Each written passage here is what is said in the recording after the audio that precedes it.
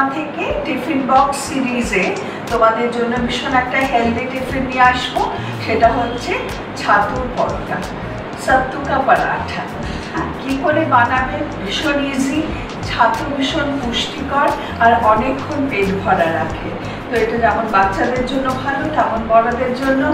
কাজে এটা একটা ভীষণ কি বলবো, nutritious at the same time very tasty একটা রেসিপি। দেখো কি করে বানাই। ছাতু নিচ্ছি, যতটা প্রয়োজন সেরকম নেবে। এখানে ধরো ছোট 1 কাপের মতো ছাতু আছে। এবার এটার সাথে 1 টিস্পুন মতো রসুন দিলাম, ঠিক আছে? 1 টিস্পুন গরম মশলা পাউডার, 1 টিস্পুন ভাজা জিরের গুঁড়ো, 1 টিস্পুন গোলমরিচের গুঁড়ো, একটুখানি নুন স্বাদ মতো, যেরকম লাগে, চিনি, আর যে কোনো আচার বাড়িতে আছে, যে কোনো, হ্যাঁ, সেই আচারের খানিকটা। আম হতে পারে, তেঁতুল হতে পারে, মিক্সড পিকল হতে পারে, যাই হোক। এবার এটাকে ভালো করে আমরা মেখে নেব, অল্প অল্প করে জল দিয়ে।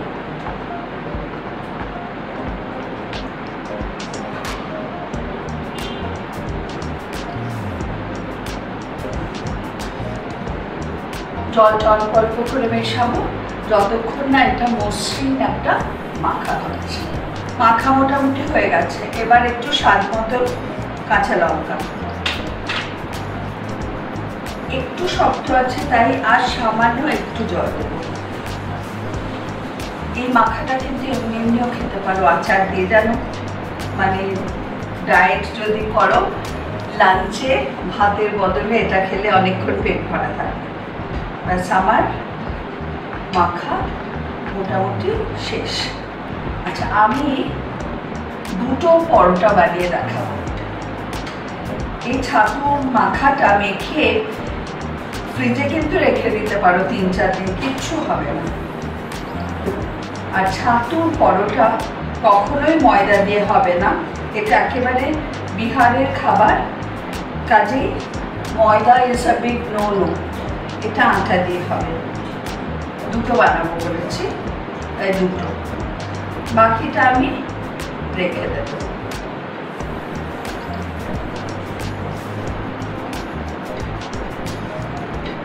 ঠিক আছে? এইখানে আমার আটা মাখা আছে।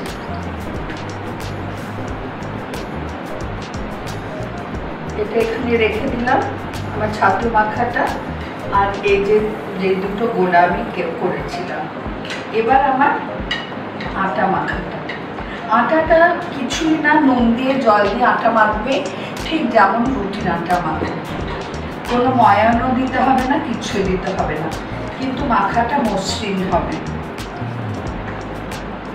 ঠিক আছে?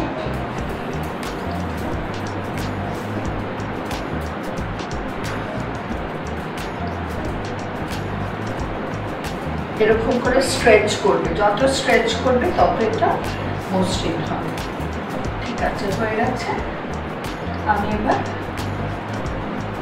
এখান থেকে 2টো মতো লেচি কাটবো।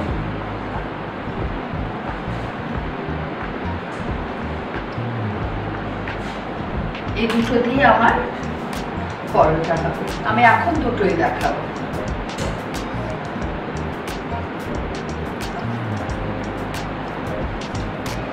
এটাকে এবার আস্তে আস্তে বাটির মতন করতে হবে।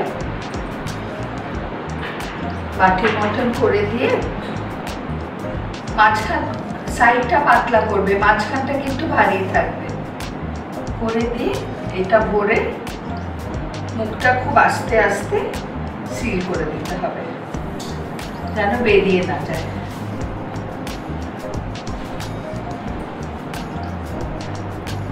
একটা হলো, এই আর একটা ওই একইভাবে বাটি বানিয়ে ভেতরে ছাতুটা দেব, দিয়ে মুখটা বন্ধ করে দেবো। খুব সাবধানে সিল করতে হবে যাতে খুলে না যায়, আর বেলতে হবে আটা দিয়ে। তাহলে আমার দুটো লেচি রেডি। এবার আমি বেল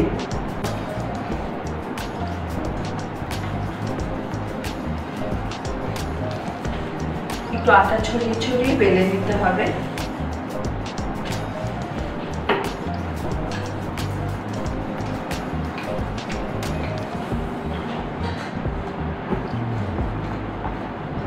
অন্যটা ঠিক একইভাবে বেলে নেব।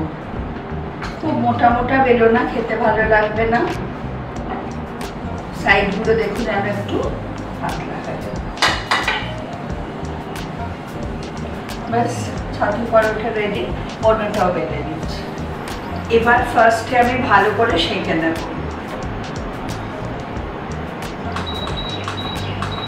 দু পিঠ যাতে ভালো করে সেঁকা হয় দেখতে হবে।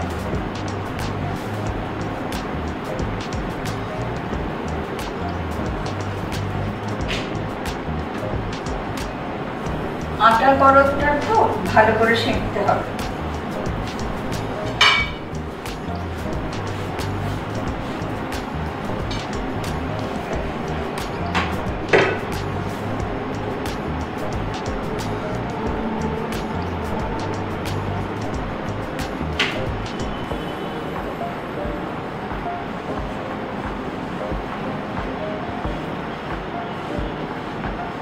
দুটো পরোটারই দুটো দিক ভালো করে আগে সেঁকে নেব।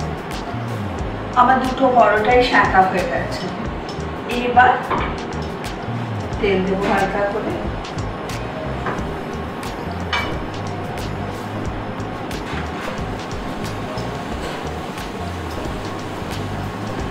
এই পরোটাটা চেপে চেপে ভাজতে হবে।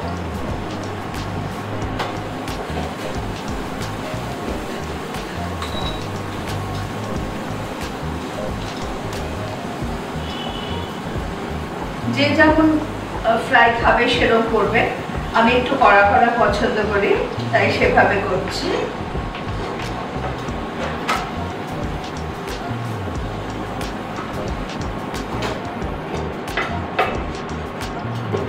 আমার ছাতু পরোটা ভাজা হয়ে গেছে। একইভাবে আমি দ্বিতীয় পরোটাটাও ভেজে নেব।